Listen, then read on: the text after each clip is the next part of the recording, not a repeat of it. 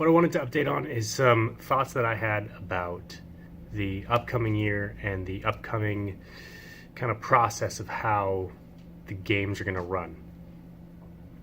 Over the last couple of years, we've done almost every month, save for kind of the winter months, November through April. There's usually been one in April or May with the retreat. What's happened though is that attendance has kind of gone down, and it seems like there's a mentality of, if I don't go to this game, I'll just go to the next one or the next one. And so that kind of thing has really shown itself as being a pretty prevalent idea. Whether or not that's true, in I believe it was September, I set up a game and 18 people responded, said they were interested or commented and asking about other questions, who's going to be there.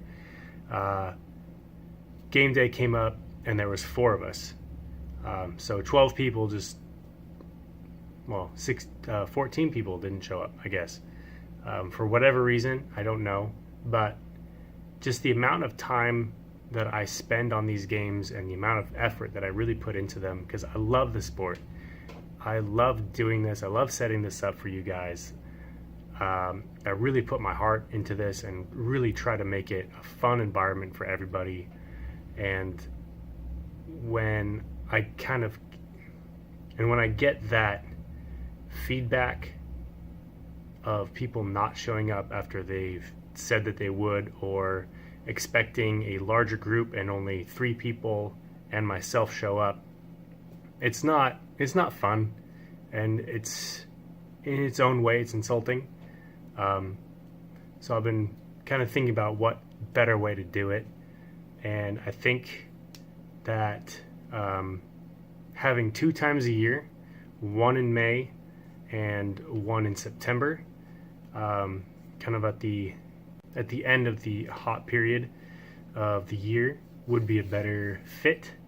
But that could be played with. Maybe October would be a little better. I know it starts to get a little too cold and too wet, so maybe end of September, beginning of May, because I know that there's the Memorial Day retreat at church. But that can all be worked out differently. The idea behind the 2 times a year is to have large groups. So myself doing what I love to do, which is organizing it all, getting things prepared, getting people involved, and having it so infrequent that it's more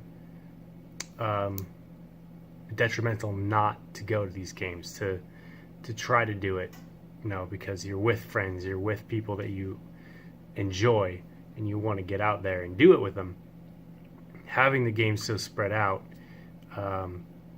can also be a way to involve other people, which is kind of my thought as well, is to bring more friends, more family, and more outside connections, like from other churches and from other groups, to be involved with it. The only problem is space. So I'm going to talk to one of the elders at my church who has about 30 acres, fields, an old logging road, about half mile long. It's really nice. There's some other areas. There's a paved road that we can use vehicles on, at least one. And it's a good scenario. I'm going to talk to him, and I'm going to talk to the State Department, as I have contact a little bit with them about using BLM land and what the parameters of using biodegradable BBs, not marring the landscape or using any of the trees or anything like that, to be felled and used, but just to play. So I'm gonna go and take care of that and see what they say.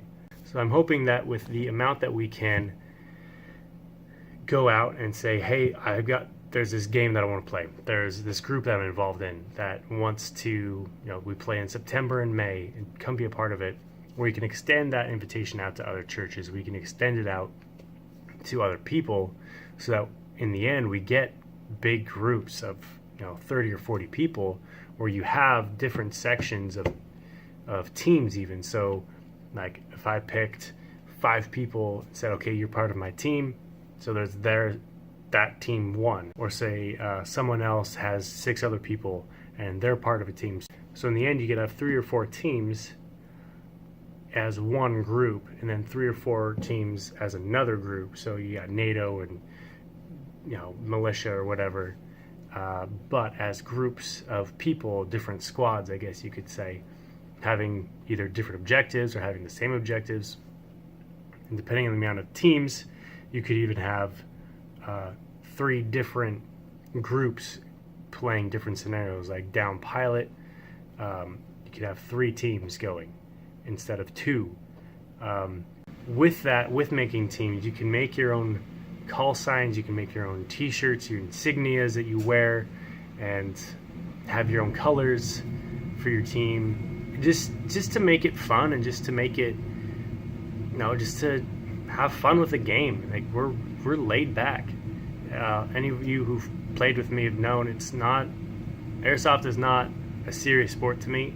I love it and I'm super serious about it, but it's not something that I'm going to take so seriously that I'm not going to wear this to a game, that I'm going to get mad at someone for wearing blue jeans because you're part of NATO, you need to have multicam, or you need to have woodland camo because you got to be in the game. Oh, it's laid back, it's fun. And if you want to dress like that, fantastic. Go all NATO, go all woodland camo. I don't care. But don't get mad at the guy going with red hoodie and blue jeans, or else I'll talk to you.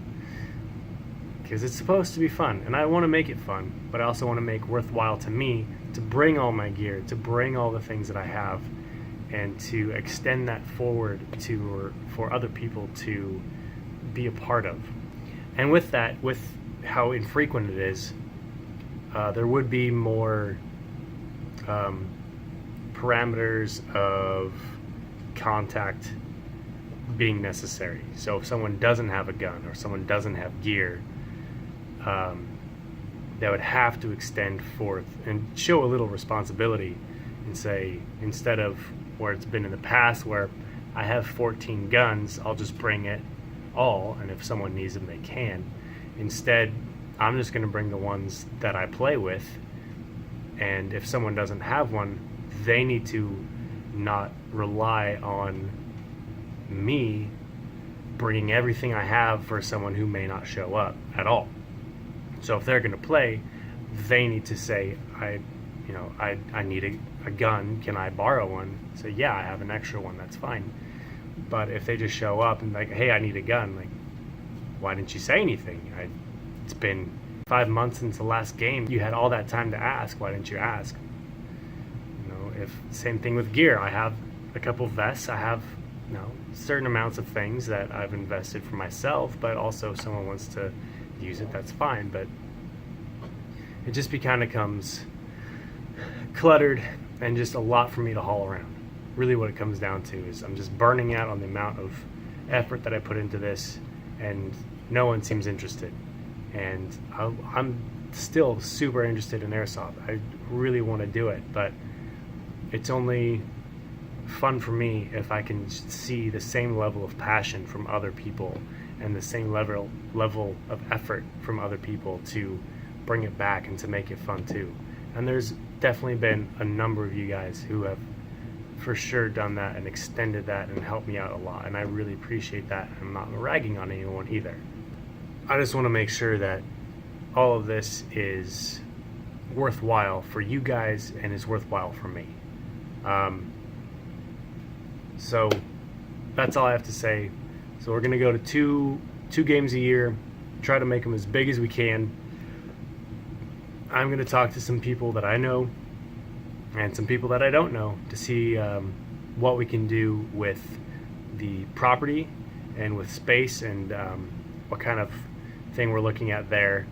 So we'll see where it goes, and hopefully it'll work out.